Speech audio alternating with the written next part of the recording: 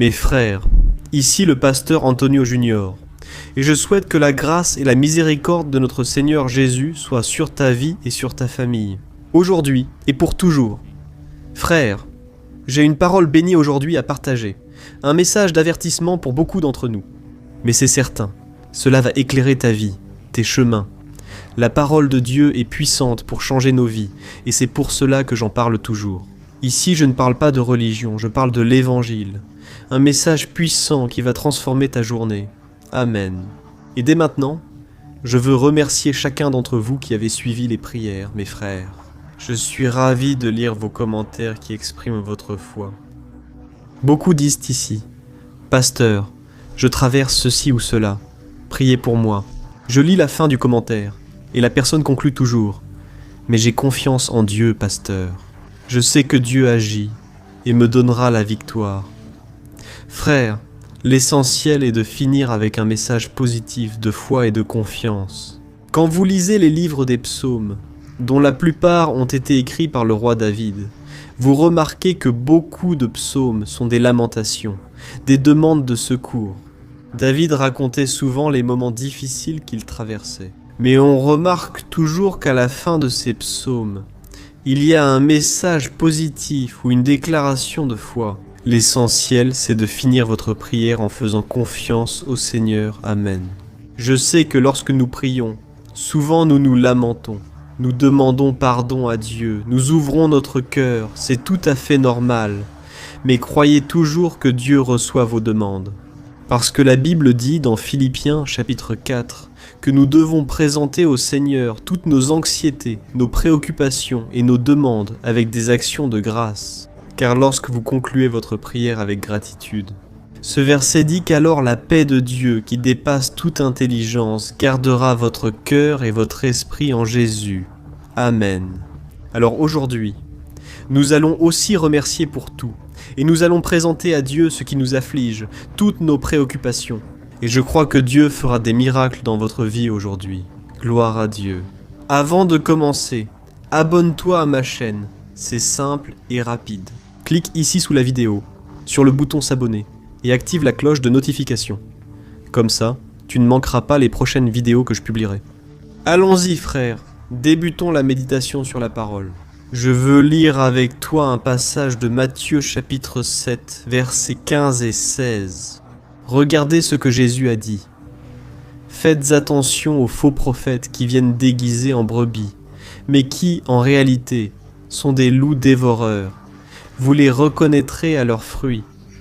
Mes frères, cette instruction de Jésus de faire attention aux faux prophètes, c'est un conseil pour que nous tous, chrétiens, soyons vigilants et ayons la sagesse de discerner les enseignements que nous recevons, pour éviter d'être trompés par de fausses doctrines.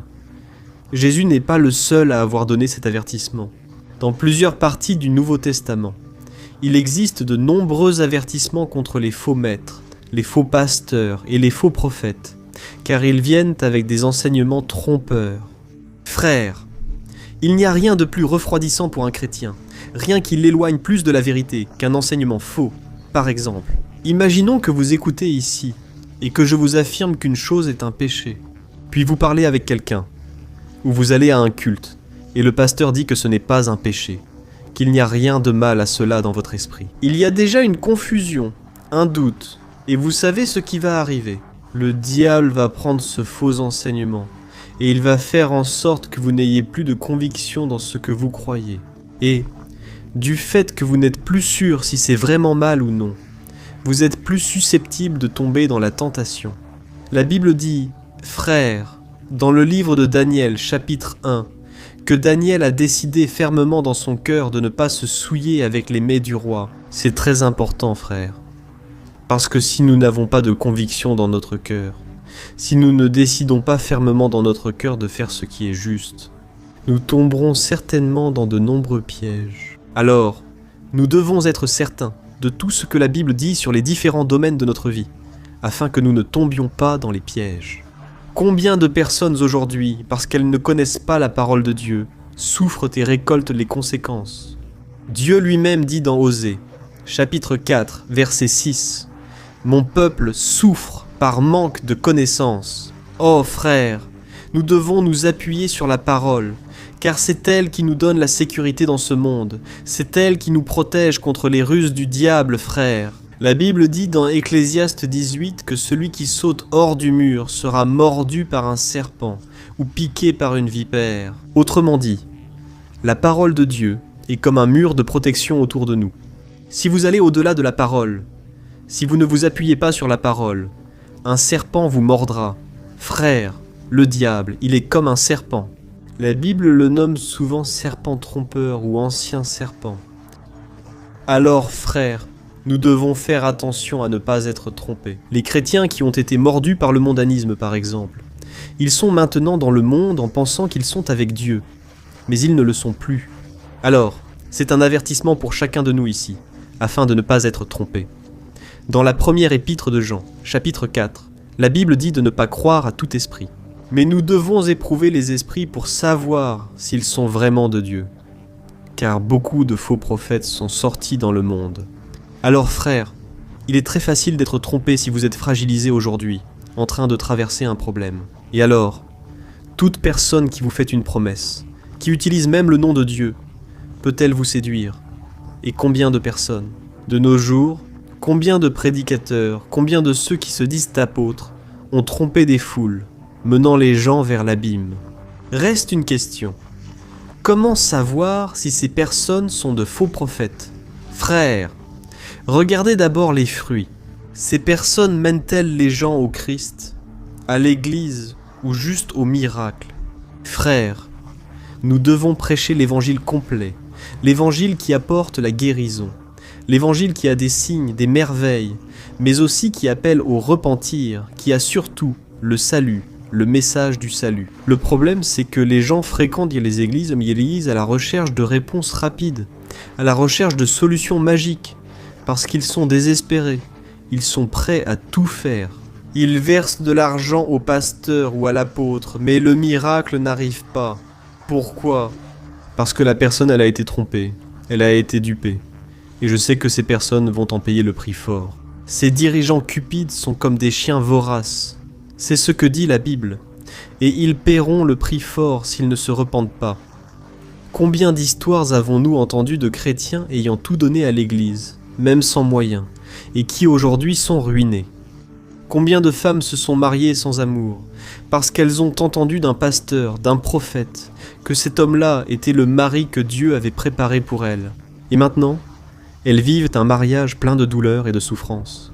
Alors, faites très attention, frères, car il y a beaucoup de faux prophètes qui circulent, et ils vont récolter les fruits amers de ces mensonges.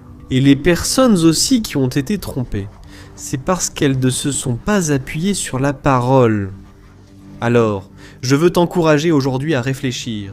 N'aie pas une foi aveugle, ne crois pas tout ce que tu vois et entends partout. Je ne sais pas si tu le sais, mais notre esprit est un merveilleux cadeau de Dieu. Parce que grâce à elle, nous avons la capacité de raisonner, de discerner les choses, de distinguer le bien du mal. Nous avons la capacité d'apprendre, de mémoriser, et avec notre esprit, nous pouvons comprendre les profondeurs de la parole de Dieu et appliquer ses enseignements. La Bible regorge d'exemples d'hommes et de femmes de Dieu ayant utilisé leur esprit pour servir le Seigneur. Par exemple, Moïse était un homme très cultivé, un homme éduqué dans les meilleures écoles d'Égypte. Dieu l'a aussi utilisé plus tard pour rassembler les livres de la loi des Israélites. On voit également le cas du prophète Isaïe. C'était l'un des esprits les plus brillants de son époque. Et sa grande érudition a été utilisée par le Seigneur pour écrire l'un des livres prophétiques les plus importants de la Bible. Déborah était prophétesse et juge intelligente, dirigeant Israël contre Canaan. Que dire de l'apôtre? Paul, élève de Gamaliel, l'un des plus grands maîtres. Il est ensuite devenu l'une des figures majeures dans la construction du Nouveau Testament après sa conversion. Alors, frères, nous devons étudier, nous devons aussi utiliser notre esprit, amen. Donc Dieu ne nous appelle pas à le suivre aveuglément. Bien sûr que nous allons utiliser notre foi. Dieu ne va pas révéler chaque étape, mais il attend de nous que nous fassions un pas de foi. Alors, tu dois faire confiance au Seigneur, mais aussi connaître sa parole. Et plus tu connais la Bible, plus tu as confiance et plus tu as la paix dans ton cœur. Tu sais que si Dieu l'a fait avant, il le refera. Amen. Frères, grâce à Dieu, il y a de nombreux pasteurs engagés pour la vérité au Brésil. Loué soit Dieu pour les personnes qui se consacrent à enseigner la vérité, qui ne se préoccupent pas de l'opinion des gens, mais qui veulent plaire à Dieu. Mon conseil, ne jugez pas sur l'apparence ou de façon superficielle, mais renseignez-vous sur la façon dont ce pasteur traite sa femme, ses enfants, paie ses factures. Voyez ? Je sais qu'on doit regarder vers Jésus, mais on doit aussi regarder la personne qui nous apporte la nourriture spirituelle. Parce qu'il faut savoir si cette personne dit et vit la vérité. Et chaque fois que tu reçois un enseignement, je te conseille de consulter la Bible. Je te conseille de vérifier si cela est vraiment conforme à la parole. D'accord ? Beaucoup prêchent des choses hors Bible et emprisonnent ainsi les brebis. Les gens souffrent sous un joug qui est plus lourd que le joug de Jésus. C'est pour cela que Jésus, en observant les maîtres de la loi, les religieux de son époque, il a dit aux gens : « Venez à moi, vous tous qui êtes fatigués et chargés. » Là, Jésus parlait du fardeau que les religieux imposaient aux gens. Ce n'était pas seulement une fatigue physique, mais aussi celle de devoir suivre de nombreuses règles absentes de la Bible.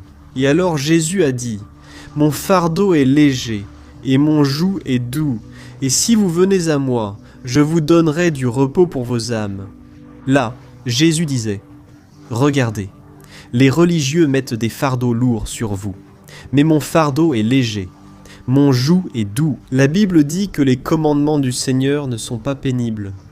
Alors, toi qui m'écoutes, mon cher frère et ma chère sœur, si tu portes un fardeau qui n'est pas celui de Jésus, tu ne pourras certainement pas continuer ta marche. Tout va devenir difficile. Je me souviens que quand je me suis converti, j'ai commencé à aller dans une petite église de ma ville.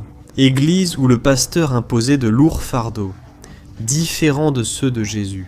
Par exemple, ici, si je loupais un culte, il venait déjà me dire : « Tu t'es égaré, tu ne cherches plus Dieu, que se passe-t-il ? Dis-moi, frère. » Ça me blessait, car je savais que j'étais avec Jésus. J'avais juste manqué un culte. Alors il a commencé à me mettre la pression. Tu vois ? Et souvent, quand je ne participais pas à une réunion de prière, quand je ne faisais pas une visite qu'il me demandait, frère, il me condamnait déjà. Il disait déjà que je m'éloignais de Dieu, que j'étais déjà loin, égaré de Jésus. Mais je savais que j'étais avec le Christ, et c'est alors que j'ai pris une décision. Personne ne va m'asservir, aucun être humain, aucune personne, même si elle a une vie intime avec Dieu, même si elle occupe un poste élevé dans le ministère. Personne ne va m'emprisonner. J'ai été libéré par Jésus et aucun homme ne va m'asservir. Je dois te dire cela. Beaucoup ici m'écoutent, sont emprisonnés, n'ont plus de joie ni d'élan pour avancer ou se réjouir. Pourquoi ? Parce qu'il y a un fardeau lourd, mes frères. Laissons ce fardeau aujourd'hui. Prions à ce sujet, d'accord ? Dès aujourd'hui, nous obéirons avant tout à Jésus. Je ne dis pas qu'il faut être rebelle ou se lever contre les autorités ou ceux que Dieu a placés en poste de confiance. Mais je dis que nous devons consulter la parole. Si ce qu'ils demandent est en dehors d'elle, nous n'avons aucune raison d'obéir. D'accord ? Alors, frères, pour revenir à ce pasteur, j'ai pris la décision qu'il ne m'asservirait plus, ni ne me ferait plus peur. J'ai alors parlé avec lui et expliqué que j'allais dans une autre église. Je te remercie pour le temps que j'ai passé ici. Je remercie Dieu pour ta vie, mais j'ai senti dans mon cœur d'aller dans une autre église. Et il a alors été très contrarié, tu sais. Mais lui, même par la manière affectueuse dont je lui ai parlé, je ne l'ai pas agressé, je ne l'ai pas non plus accusé. J'ai simplement dit ce que j'avais sur le cœur. Alors, toi, mon cher, tu dois aussi avoir le courage de défendre ce en quoi tu crois. Ne laisse personne t'opprimer, ne laisse personne te manipuler. D'accord ? Alors sache-le, tu as été libéré par Jésus. Et même en ce qui concerne l'argent, nous savons que malheureusement, au Brésil, il y a tant de personnes qui en extorquent d'autres, promettant des bénédictions en échange d'argent. Frère, cela me rappelle un cas très triste. Un pasteur sur YouTube faisait une campagne de PIX Soyons sages. Bien sûr, la dîme et les offrandes contribuent à l'œuvre de Dieu, mais nous ne pouvons pas marchander ainsi avec lui. C'est du marchandage. Dieu n'accepte pas cela. Dieu te fait des cadeaux. Il te bénit parce qu'il le veut. Et tu ne peux pas acheter les bénédictions avec ton argent. Dieu n'a pas besoin de ton argent. L'œuvre, oui. Et quand Jésus a parlé dans Matthieu chapitre 6 de donner l'aumône, de prier et de jeûner, il a insisté sur une chose. Ne le fais pas pour être vu des hommes. Fais-le avec l'intention de plaire au cœur du Père. Fais-le en silence. Prie dans ta chambre. Ne laisse pas ta main droite savoir ce que fait ta main gauche, pour que tu ne reçoives pas la récompense des hommes, mais que tu reçoives la récompense d'en haut, la récompense du Seigneur. Amen. Sois attentif à ce que tu as vu. Maintenant prions. Je veux intercéder pour toi. Je sais que beaucoup d'entre vous ont été touchés parce qu'ils fréquentent une église ou sont sous une direction et se sentent opprimés, se sentent emprisonnés. Frères, l'Esprit Saint de Dieu nous donne la liberté. Bien sûr, si nous faisons partie d'une organisation, nous devons obéir aux dirigeants, nous devons suivre les règles, mais jamais aller à l'encontre de la parole de Dieu. Et si tu es en train de perdre ton identité en Christ, là c'est inquiétant. Alors aie le courage de rompre. Demande beaucoup de sagesse à Dieu. Demande conseil à des personnes spirituelles, des personnes qui marchent vraiment avec le Seigneur et tu seras certainement béni. La vérité va te libérer de plus en plus. Amen, et si tu as été touché par cette parole après la prière, je te demande de la partager. Beaucoup ont besoin d'entendre ce message. Alléluia, ferme les yeux si possible et je veux prier pour ta vie. Prions. Seigneur, mon Dieu et Père, nous sommes en ta présence aujourd'hui et voulons te louer pour tout ce que tu as fait. Seigneur, merci de me permettre de respirer et de marcher dans ta parole et ta vérité. Je te remercie, Père. Un jour j'ai rencontré Jésus, un jour j'ai connu ta parole et je n'ai plus jamais été la même personne. Merci Seigneur, car je ne mérite rien de ce que j'ai, ni d'avoir une relation avec toi. Mais tu m'as aimé le premier, et tu as ouvert les portes pour moi. Merci Jésus, parce qu'aujourd'hui je marche dans la lumière. Aujourd'hui, je ne trébuche pas. Mais Père, j'intercède pour ce frère, cette sœur et beaucoup ici qui ont trébuché. Beaucoup souffrent inutilement, parce qu'ils ne connaissent pas la vérité. Ils sont troublés, désespérés, parce qu'ils ne connaissent pas ton cœur. Ô Père Jésus, éclaire l'esprit et apporte la paix au cœur. Ne laisse pas ces personnes, mon Père, être trompées par qui que ce soit. Ne les laisse pas être manipulées, ni dupées. Jésus, Seigneur, tu as déjà tout conquis pour nous. Tu as conquis la paix, la joie, le salut. Et nous ne voulons plus, Seigneur, retourner à un joug d'esclavage. Nous ne voulons pas laisser qui que ce soit nous asservir, Père. Au contraire, nous voulons la liberté que tu as déjà conquise pour nous. Ô Père, je te remercie parce que tu nous as donné un esprit pour penser. Tu nous as donné un esprit pour que nous puissions raisonner, pour que nous sachions discerner entre le bien et le mal, et que le Seigneur nous donne beaucoup de discernement. En ces jours que nous vivons, mon Père, il y a tant de faux maîtres et d'enseignements. Sois miséricordieux et délivre-nous de ces loups déguisés en brebis, qui cherchent à nous tromper avec des mensonges et des enseignements prétendant venir de toi. Dieu, je te demande en faveur de ces personnes qui sont frustrées, blessées à cause de l'Église, à cause de la direction des membres de l'Église. Ne laisse pas cette personne rester incrédule. Ne laisse pas cette personne garder de la rancœur, du ressentiment dans son cœur. Ô mon Père, je prie en ce moment d'une manière spéciale pour cette personne qui souffre, parce que son conjoint s'éloigne de tes voies. Je te demande de toucher le cœur du compagnon ou de la compagne de cette personne, pour qu'il ou elle voit à nouveau ta lumière et ta vérité. Seigneur, visite cette maison et bénis cette famille. Ôte de là tout esprit de discorde, de désaccord et de doute concernant ton amour et ta bonté. Ô mon Père, que cette personne trouve auprès de toi la paix pour traverser cette épreuve. Donne à cette personne, mon Père, la sagesse d'agir selon ta volonté, la force de continuer à prier, à croire en la transformation de son conjoint. Je te demande aussi, mon Père, de restaurer le mariage. Combien de personnes, maintenant, mon Père, se retrouvent au fond du gouffre, dans une impasse, elles n'ont plus de joie dans la vie. Jésus, montre-leur que le sens de la vie, c'est d'obéir à ta parole, c'est de marcher dans tes voies. Ô Jésus, je te demande en faveur de chacun. Maintenant, j'étends les mains en prière, et je bénis chaque foyer, chaque personne.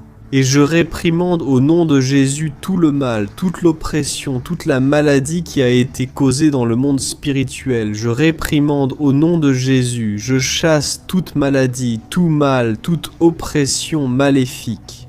Et je te demande, ô Père, répands ta grâce et ta miséricorde, car c'est de cela dont nous avons besoin pour marcher toujours dans tes voies.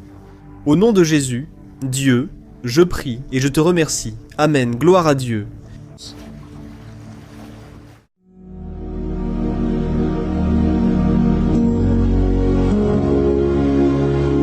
Bonjour frères, que la grâce et la paix de Jésus-Christ soient avec vous. Je suis le pasteur Antonio Junior et je vous invite aujourd'hui à prier pour votre vie spirituelle, selon le psaume 91. Prions Dieu pour obtenir protection et force face aux attaques de l'ennemi qui ont ébranlé notre foi et divers aspects de notre vie, y compris la santé. Et avant que nous commencions à prier, j'aimerais beaucoup que vous laissiez ici votre demande de prière et que vous pensiez à quelqu'un avec qui vous pouvez partager cette vidéo. La bénédiction de Dieu doit être partagée. On ne peut la garder pour soi. Et je suis sûr que cette prière d'aujourd'hui va marquer votre vie pour toujours. Ceux qui traversent des épreuves comprendront la profondeur de ce psaume. Peut-être vous demandez-vous, mais pasteur, pourquoi le psaume 91 ? Qu'a-t-il de spécial ? Je vais vous le montrer aujourd'hui. C'est l'un des psaumes les plus connus de la Bible, et cela s'explique. Même les non-chrétiens en ont déjà entendu parler, ou l'ont lu au moins une fois. On voit souvent la Bible ouverte au psaume 91 dans les maisons et entreprises, comme une sorte d'amulette de protection. Dans certains endroits, la page est même jaunie à force d'être restée ouverte si longtemps. Mais bien souvent, la personne ne lit même pas la Bible, elle laisse simplement ce psaume exposé. Mais en vérité, le psaume 91 est bien plus profond que ce que nous imaginons. Et nous ne pouvons comprendre sa véritable signification que lorsque nous le regardons avec un regard spirituel. Si nous faisons cela, nous comprendrons qu'il s'agit de l'une des prières les plus puissantes de toute la Bible. Amen.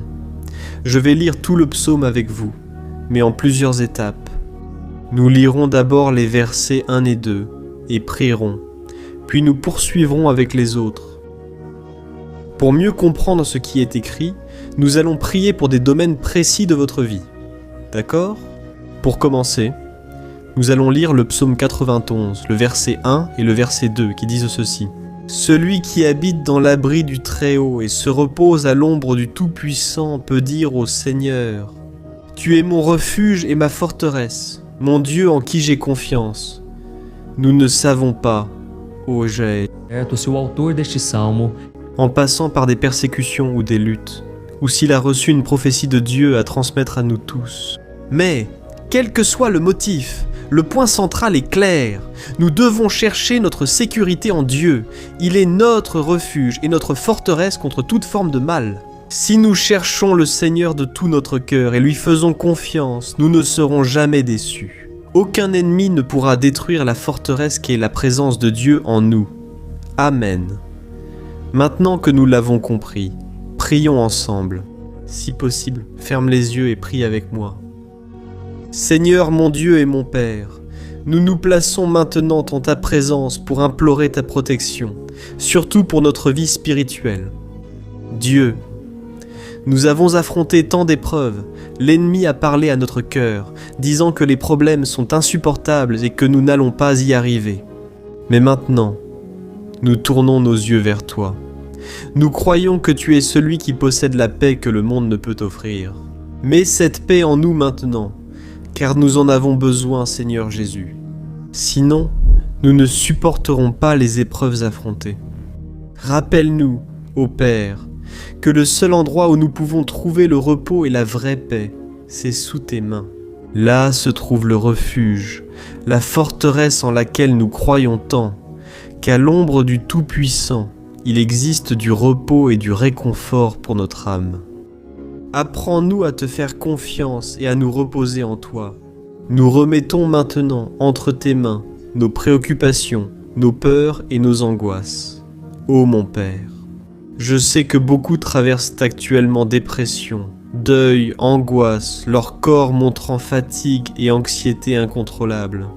C'est pourquoi, aide-nous à comprendre que tu es maître de notre santé, de notre famille, de nos finances, de nos relations et de notre cœur. Nous te remercions pour la foi, nous croyons que le Seigneur nous accorde maintenant la protection et la délivrance. Ta parole dit chaque jour, dans le psaume 34, verset 19, que nombreuses sont les afflictions du juste, mais le Seigneur le délivre de toutes. C'est pourquoi, mon Dieu, nous te remercions, car nous croyons que le Seigneur nous délivre encore. Même lorsque tout semble impossible, même lorsque la montagne paraît énorme devant nous, nous croyons quand même. Le Seigneur est celui qui enlève les montagnes lorsque nous mettons notre foi en toi et que nous prophétisons la victoire. C'est pourquoi nous te remercions déjà pour les victoires qui arrivent. Le Seigneur fait déjà de grandes choses et en fera encore dans nos vies. Au nom de Jésus, nous prions. Amen. Gloire à Dieu. Ô mon cher frère, ce n'est que le début. Reste ici avec moi, car nous allons continuer avec ce psaume 91. C'est un psaume très précieux, profondément spirituel. Regarde jusqu'au bout, car ensemble, nous unirons notre foi et le Seigneur agira puissamment pour nous. Peu importe ton problème, peu importe la taille de ton géant, cela peut être une maladie, un problème financier ou émotionnel. Dieu peut apporter la solution à tout dans ta vie. Je parle d'expérience. Si je te transmets ce message aujourd'hui, c'est parce que le Seigneur a un jour regardé ma vie avec miséricorde. J'étais perdu, je me sentais dans une obscurité totale, mais Jésus a allumé sa lumière dans ma vie et aujourd'hui je peux te... Rien ne peut te séparer de l'amour de Dieu en Christ Jésus. Amen. Alors, déclare ainsi, je puis tout par celui qui me fortifie. Et maintenant, je veux lire avec toi les versets 3 et 4 du psaume 91. Il est écrit ainsi. Il te délivrera du piège de l'oiseleur et du poison mortel. Il te couvrira de ses plumes et sous ses ailes tu trouveras un refuge. Sa fidélité sera ton bouclier protecteur. Alléluia, frère. Un piège est un dispositif destiné à capturer ou tuer. À l'époque, les chasseurs les utilisaient pour attraper oiseaux ou animaux. Et le psalmiste, familier de cela, l'a pris comme comparaison. Il voulait dire que le diable place chaque jour des pièges sur notre chemin, pour nous tenter, pour nous détruire spirituellement, pour nous éloigner du Seigneur, pour nuire à notre vie. Dans les petits détails, votre honneur, diverses choses. Senhor, Ele nos guardará. Esta é a promessa de Deus para você. Il est dans le i. Assim como uma águia protege os seus filhos. Dieu s'amène. Prions encore, gardez les yeux fermés et écoutez cette prière sincèrement. Senhor meu Deus e meu Pai, nós continuamos na Tua presença, porque acreditamos que a nossa vida espiritual ne sera plus la même. Et encore une fois, nous te demandons de ne pas permettre que les problèmes et les difficultés du quotidien nous fassent perdre de vue l'essentiel, qui est Jésus-Christ. Délivre-nous, Seigneur, des pièges que Satan a tendus pour nous vaincre. Donne-nous la sagesse pour identifier ces pièges avant qu'il ne soit trop tard. Ô Seigneur, délivre-nous de l'heure de la tentation. Ne permets pas que nous fassions des choix qui apportent un plaisir momentané, mais détruisent notre vie spirituelle. Ensuite, aide-nous, ô Père, à toujours courir sous tes ailes. Que ta fidélité nous protège de la fureur du dévoreur tous les jours de notre vie. Au nom de Jésus, c'est ce que nous prions. Amen, alléluia. Et maintenant, nous allons continuer avec le psaume 91, cette fois les versets 5 et 6, qui disent ceci. Tu ne craindras pas la terreur de la nuit, ni la flèche qui vole de jour, ni la peste qui rôde dans les ténèbres, ni la plaie qui ravage en plein midi. Frères, ce psaume aurait pu être écrit par le roi David, selon beaucoup, car il était un guerrier affrontant des ennemis jour et nuit. David savait ce que c'était que d'être sous attaque constante, mais malgré cela, il ne se rendait pas, car il savait que le Seigneur était son bouclier. Et nous devons avoir cette assurance, cette certitude de la protection divine. Nous devons comprendre que la destruction et la tragédie peuvent toucher ceux qui rejettent le Christ, mais ceux qui font confiance au Seigneur seront épargnés. C'est la promesse de Dieu aux versets 5 et 6. Prions donc encore une fois. Je suis sûr que la présence du Seigneur est déjà en train d'apaiser votre cœur, de vous préparer à ce qui va venir, à ce que le Seigneur a pour votre vie. Alors, prions. Seigneur, mon Dieu et mon Père, nous te demandons maintenant de nous protéger des flèches lancées par Satan contre nous et contre nos familles. Oh mon Père, les attaques ont été si intenses que bien souvent, nous pensons que nous n'allons pas tenir. On dirait que nous sortons d'un problème pour entrer dans un autre encore plus grand. Aie pitié, ô Dieu, de ceux qui pleurent devant toi. Va à la rencontre de ce jeune qui est en dépression. Va à la rencontre de cette personne qui est hospitalisée, de cette mère désespérée, de ce père de famille qui ne sait pas comment il va subvenir aux besoins de sa maison. Oh mon Père, ravive la foi de ces personnes, donne-leur la persévérance, la même que David a eue face aux batailles, face aux géants.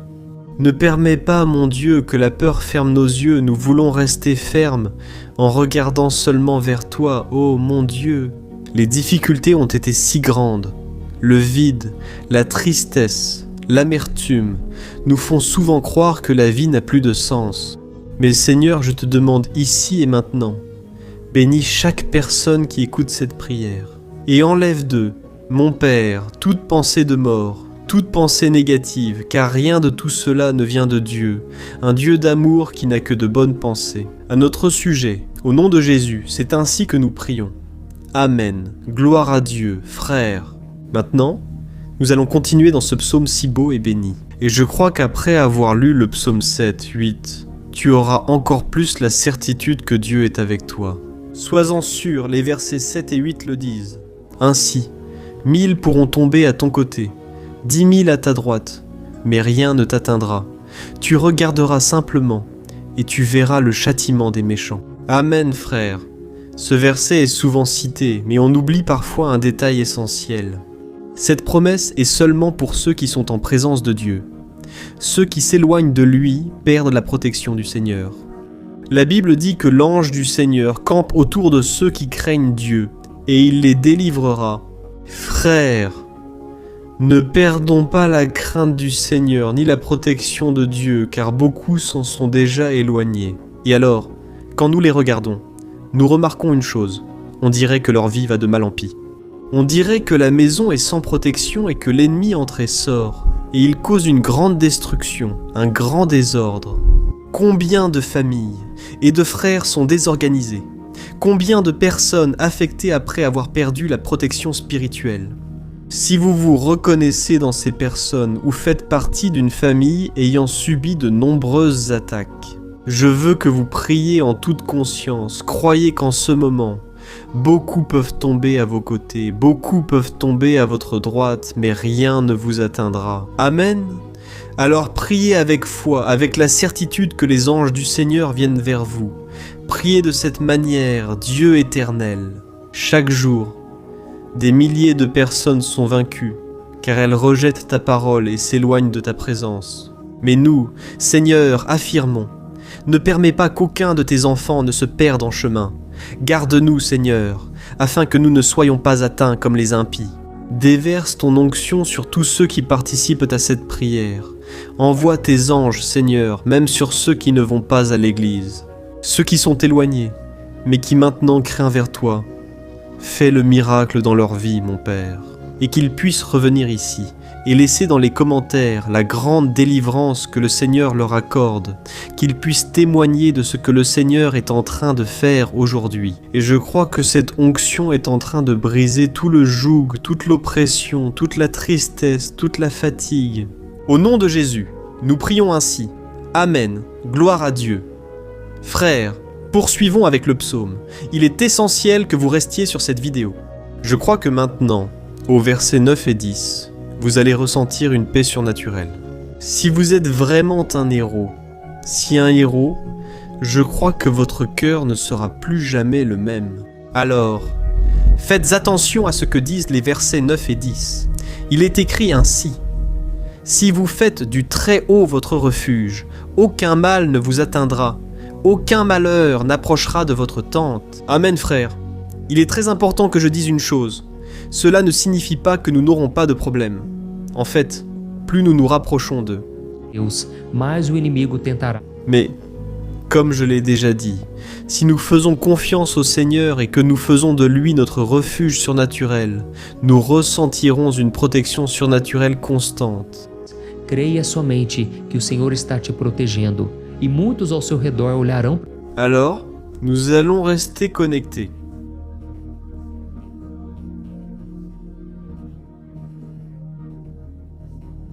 Et que tu fasses aussi ta prière, même si c'est dans ta tête.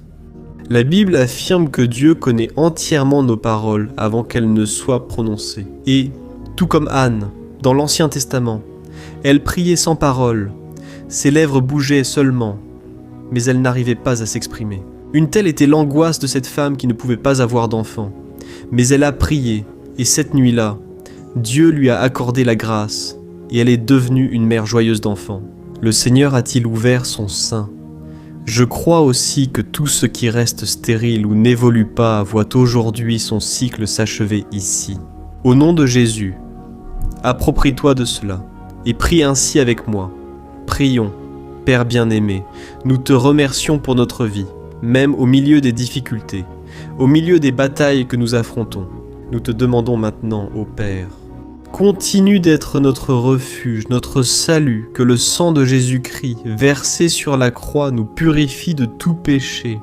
L'ennemi connaît nos faiblesses, Seigneur, mais lorsque nous avons confiance en toi, aucun mal ne nous atteint, car ta parole nous dit dans Romains 8, versets 30 et 1, que si Dieu est pour nous, qui sera contre nous?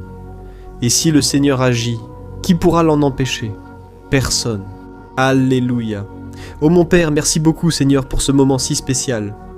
Nous nous approprions de ce que le Seigneur est déjà en train de nous donner. La paix que ce monde ne connaît pas. La paix qui dépasse toute compréhension.